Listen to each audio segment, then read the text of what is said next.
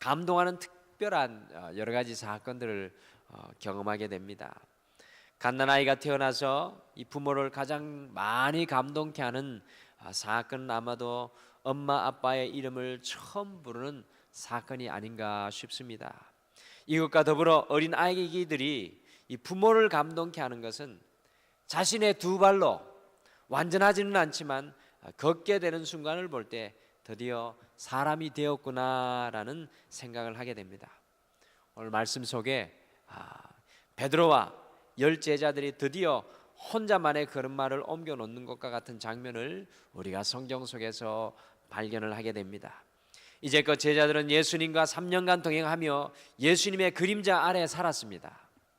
예수님께서 십자가에 죽으시고 부활하신 이후에도 무려 40일 동안 제자들과 함께 하시며 그들에게 가르쳐 주셨습니다. 그러나 예수님께서 성천하시자 제자들은 이제 홀로 남게 되었고 그들의 믿음의 홀로됨의 발걸음이 시작되었습니다. 사도행전 이 말씀은요, 교회가 시작되는 역사입니다. 제가 교회는 보이는 건물이 아니라, 사도행전 속에 나오는 교회는 보이는 건물이 아니라 성도님 한 분 한 분이라고 말씀드렸습니다. 그래서 오늘 말씀 속에는 진정으로 성도 한 사람이, 한 교회가 아장아장 걸음마를 해나가는 그러한 아주 극적인 장면이라 할 수 있습니다. 우리 하나님께서 보실 때에는 정말로 감격적인 장면이 바로 오늘 이 장면이 아닐까 싶습니다. 성도의 첫 걸음마는 과연 어디에서 시작되고 있습니까? 같이 14절 말씀을 함께 읽겠습니다. 우리 14절 말씀 같이 읽겠습니다. 14절 말씀 같이 읽겠습니다. 시작. 여자들과 예수의 어머니 마리아와 예수의 아들과 더불어 마음을 같이하여 오로지 기도에 힘쓰더라. 아멘. 예수님께서 승천하신 이후에 이 성도의 첫 걸음마는 기도를 통해서 시작되는 것을 말씀을 통해 발견합니다. 오늘 아침에는 예수님이 성천하신 이후에 홀로 된 제자들이 어떻게 첫 믿음의 발걸음을 내딛게 되었는지, 기도의 무기를 붙잡은 제자들이라는 제목으로, 기도의 무기를 붙잡은 제자들이 기도로 믿음의 발걸음을 옮겼을 때 어떤 일이 일어났는지 오늘 말씀을 통해 살펴보면서 오늘도 우리가 주님과 함께 홀로 이 세상을 걸어가지만 기도의 무기를 붙잡고 주님과 함께 나갈 때 우리에게도 일어날 일을 우리가 소망하며 함께 기도하겠습니다. 첫째, 제자들이 이 기도의 무기를 붙잡고 첫 믿음의 발걸음을 옮기게 되었을 때 성령께서 그들의 삶을 조명하여 주시는 놀라운 은혜를 누리게 되었습니다. 성령께서 그들의 삶을 조명하여 주시는 은혜를 누리게 되었습니다. 예수님의 제자가 12명이었는데요 사도행전 1장 13절에 보시면 11명의 이름밖에 나오고 있지 않습니다. 여러분들 그 이유가 무엇입니까? 그것은 바로 가룟 유다가 예수님을 십자가에 못 박혀 죽으시도록 이 대제사장과 서기관들과 바리새인의 손에 넘겼기 때문입니다. 이것의 대가로 노예 한 사람의 몸값인 은 30을 받은 이 가룟 유다가요 밭을 샀는데 예수님을 그 판 죄책감 때문에 견디지 못하고 목을 매달아 죽었는데 그 줄이 하필이면 끊어져서 유다의 배가 터지고 그의 창자가 흘러나와서 그가 산 밭을 피밭 곧 아겔다마라 했다는 기록이 오늘 성경 말씀에 선명하게 기록되어 있습니다. 여러분들 지금 예수님은 성천하시고 홀로 남겨진 이 순간 제자들에게 여러 가지 많은 걱정과 염려가 있었을 것인데요 제 개인적으로는 가룟 유다를 생각하면서 제자들이 많이 고민하고 안타까워했을 것입니다. 예수님의 제자임에도 불구하고 그들과 3년 동안 주님과 함께 했음에도 불구하고 스스로 목숨을 끊은 가룟 유다가 누구인지, 왜 예수님은 사랑하는 제자에게 팔림을 당하였는지 궁금증을 넘어서서요 이 가룟 유다의 사건은 제자들의 마음을 어둡게 하고 답답하게 하고 실망하게 하고 좌절하게 하는 아주 큰 문제이었을 것입니다. 그들이 홀로 신앙의 발걸음을 옮기는 것의 가장 큰 장애물이 바로 가룟 유다였을 수도 있다는 것입니다. 우리도 신앙의 발걸음을 내디디려고 할 때 걸려 넘어지게 하는 사람이 있을 수 있습니다. 우리가 신앙으로 살아가려고 할 때 우리를 걸려 넘어지게 하는 그 사람이 우리 앞에도 있을 수 있습니다. 그 사람으로 인하여 더 이상 앞으로 전진하지 못하고 묶여 있을 때가 참으로 많이 있습니다. 오늘 제자들의 모습이 바로 그와 같은 모습이었습니다. 그런데 홀로 남겨진 제자들이 기도의 무기를 붙잡고 기도하였을 때 어떤 역사가 일어났습니까? 오늘 그들이 함께 마음을 합하여 기도하였을 때 어떤 역사가 일어났습니까? 성령님께서 제자들에게 그들의 삶의 문제인 가룟 유다의 문제를 분명히 밝히 조명하여 주시는 것을 오늘 말씀을 통해 우리가 발견합니다. 그것을 통해서 제자들은 귀한 것을 깨닫게 되었습니다. 사도행전 1장 20절에 보시면 시편의 말씀이 인용되고 있는데요, 이미 가룟 유다가 예수님을 팔고 그가 산밭이 황폐하여질 것이라는 말씀이 시편 말씀에 기록되고 있습니다. 가룟 유다의 문제를 어떻게 사람의 생각으로 해석하고 여러분들 이해할 수 있겠습니까? 그러나 제자들이 기도의 무기를 붙잡고 기도하였을 때 성령께서 이 문제를 이해할 수 있도록 조명해 주셨습니다. 그래서 이미 시편에 가룟 유다가 예수님을 배반할 것을 예언하였다는 것을 그들은 깨닫게 되었습니다. 21세기는 우리는 인터넷 시대, 곧 정보화의 시대라고 하는데 아무리 많은 정보가 있다고 할지라도 분석만으로는 소양이 없습니다. 결정할 수 있는 확신이 우리에게 있어야 합니다. 믿음의 확신이 우리에게 있어야 합니다. 오늘 기도로 믿음의 첫 발걸음을 옮기는 제자들에게 주목하십시오. 예수님과 함께 있을 때에는 주님께서 가르쳐 주시고 깨우쳐 주셨습니다. 그러나 그들이 홀로 되어 가룟 유다에 풀리지 않는 문제를 만나게 되었을 때, 기도의 무기를 붙잡고 나아갈 때 성령의 조명하심이 그들에게 임하게 되는 것을 바라봅니다. 사랑하는 성도 여러분, 우리가 기도하며 믿음의 첫 발걸음을 옮길 때 성령의 조명하심이 임하게 됩니다. 우리의 삶의 어두운 것들, 우리의 삶에 풀리지 않았던 것들, 우리의 삶에 이해되지 않은 것들이 주의 성령을 통해 조명되어지는 놀라운 은혜의 역사가 주님과 함께 기도의 그 무기를 붙잡고 믿음의 발걸음을 옮길 때 일어나게 된다는 것입니다. 오늘 이 아침에 한 주를 마감하면서 우리가 기도의 무릎을 꿇을 때 여러분의 삶의 구석구석 어둡고 연약한 것 속에 주의 성령의 조명하심이 임하는 소중한 아침 되기를 간절히 축복합니다. 둘째, 제자들이 기도의 무기를 붙잡고 첫 믿음의 발걸음을 옮기게 되었을 때 부족한 것이 무엇인지 보게 되었습니다. 그들에게 부족한 것이 무엇인지 보게 되었습니다. 22절 말씀 같이 읽겠습니다. 1장 22절 말씀 같이 읽겠습니다. 시작. 항상 우리와 함께 다니던 사람 중에 하나를 세워 우리와 더불어 예수께서 부활하심을 증언할 사람이 되게 하여야 하리라 하거늘. 아멘. 여러분들, 제자들이 홀로 남아서 기도의 무기를 붙잡고 믿음의 첫 발걸음을 내디게 되었을 때 그들에게 무엇이 부족한지 보이는 역사가 일어났습니다. 여러분들, 기도는 무엇입니까? 우리의 필요를 채우는 것을 넘어서서 우리의 부족함이 무엇인지 발견하는 것이 바로 기도입니다. 기도할 때 우리의 부족함이 보여야 합니다. 우리에게 채워져야 할 것이 무엇인지 발견되는 것이 바로 기도입니다. 오늘 베드로가 홀로 남겨져서 기도의 첫 발걸음을 옮기게 되었을 때 그들에게 한 명의 제자가 더 필요하다는 것을 알게 되었습니다. 주님께서 세례 요한에게 세례를 받으실 때부터 부활하시는 순간까지 그것을 정언할 주님의 제자가 필요하다는 것을 깨닫게 되었던 것입니다. 사랑하는 성도 여러분, 우리가 기도의 무기를 붙잡고 기도의 첫 발걸음을 옮기게 될 때 우리에게 무엇이 부족한지 보게 되는 역사가 일어납니다. 우리에게 과연 무엇이 부족합니까? 우리가 많은 순간에 우리의 부족한 것을 가지고 주님 앞에 기도합니다.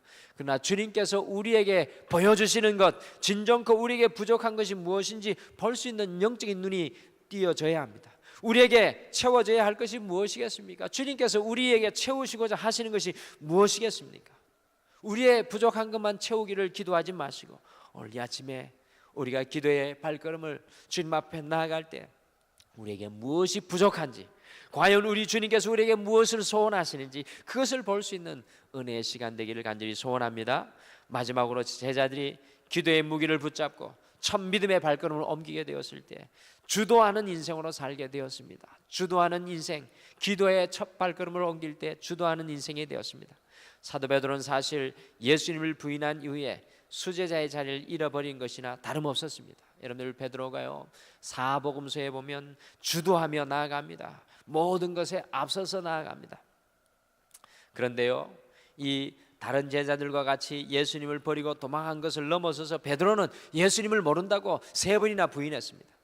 그러니 베드로가 다른 제자들 앞에 고개를 들 수 있었겠습니까? 불가능한 일입니다. 사실 사도행전 1장 전반부에 보시면 베드로가요 있는 듯 없는 듯 보입니다. 베드로의 모습이 잘 보이지 않습니다. 그러나 베드로가 기도의 무기를 붙잡고 믿음의 첫 발걸음을 내디디게 되었을 때 다시 주도하는 인생이 되었던 것을 봅니다. 가룟 유다의 자리에 다른 사도가 채워져야 한다고 주도하는 사람이 바로 베드로였습니다. 오늘 1장 마지막 후반절 전체를 주도하고는 있는 바로 신앙의 인물이 베드로였습니다. 베드로는 기도만 한 것이 아니었습니다. 기도하며 성령의 조명하심을 받게 되었을 때, 부족한 것이 무엇인지 알게 되었을 때 베드로는 벌떡 일어나서 다시 변화의 이 도전적 사역을 감당하였습니다. 우리가 이 땅을 살아가면서 세상을 주도하지 못하는 이유가 무엇입니까? 그것은 모르기 때문입니다. 여러분들 무엇을 모른단 말입니까? 무엇이 주님께서 원하시는 것인지, 무엇이 답인지, 우리가 하나님의 백성으로 어떻게 살아야 하는지 주님의 뜻을 모르니까 주도하지 못하는 것입니다. 우리의 삶 속에 주도권은 정말로 중요합니다. 이 주도권을 기도하지 않는 사람은 다 놓치게 되어 있습니다. 기도하지 않으면 세상이 흘러가는 대로 흘러가고 세상이 끌고 가는 대로 끌려가는 인생을 살 수밖에 없습니다. 하나님은 우리가 세상에 끌려가는 인생이 아니라 하나님의 자녀답게 세상을 끌고 가는 인생을 살기를 원하십니다.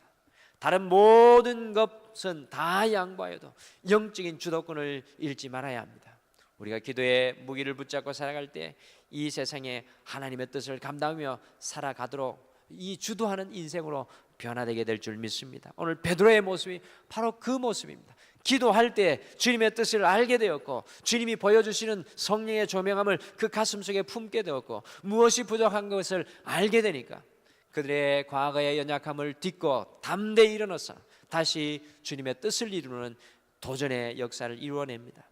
미국이 독립할 때 13개 주 대표들이 모여서 대륙회의를 만들었습니다. 어느 날도 이들이 모여 있는데 프랑스 대사가 와서 당시 군사령관이었던 조지 워싱턴, 곧 미국의 초대 대통령을 찾았습니다. 조지 워싱턴은 어디에 있습니까? 프랑스 대사는 조지 워싱턴의 얼굴을 잘 몰랐습니다.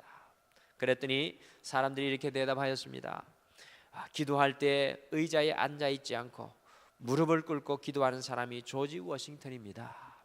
세상의 모든 힘과 권력을 가진 조지 워싱턴이 왜 기도의 무기를 붙잡고 살았겠습니까?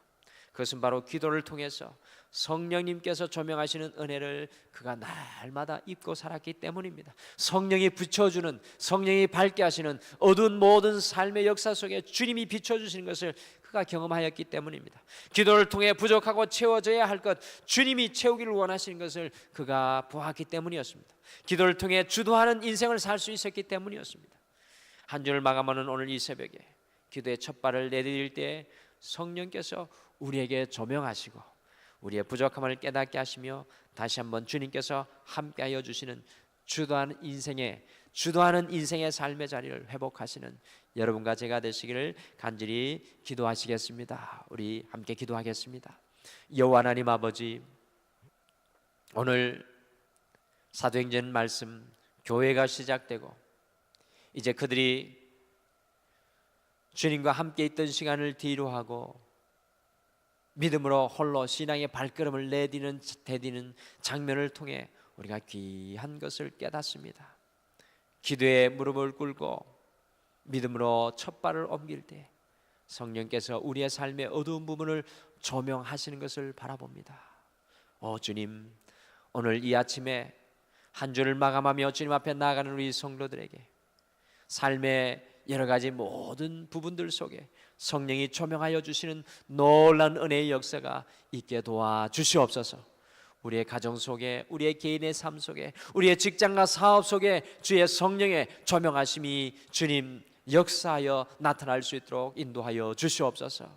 오늘 이 시간 무엇보다도 우리가 기도의 발걸음을 내디딜 때 우리가 필요한 것만 간구하는 것이 아니라 주님께서 과연 우리에게 채우시기를 원하시는 것이 무엇인지, 우리의 인생에 진정코 무엇이 필요한지 주님이 영적인 눈을 열어주셔서 그것을 온전히 간구할 수 있는 믿음의 사람들 되게 도와주시옵소서.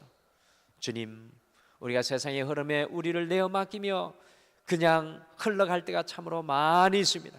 그러나 오늘 주님의 뜻을 분명히 깨닫고 알게 하여 주셔서 우리의 삶의 현장에 주님의 군사로 주도하며 나아가는 주의 종들 될 수 있도록 인도하여 주시옵소서. 오늘도 기도할 때 성령께서 우리와 함께하여 주실 줄 믿고 감사드리오며 예수님의 이름으로 기도드리옵나이다. 아멘. 하늘에 계신 우리 아버지여, 이름이 거룩히 여김을 받으시오며 나라가 임하옵시오며 뜻이 하늘에서 이루어진 것 같이 땅에서도 이루어지이다.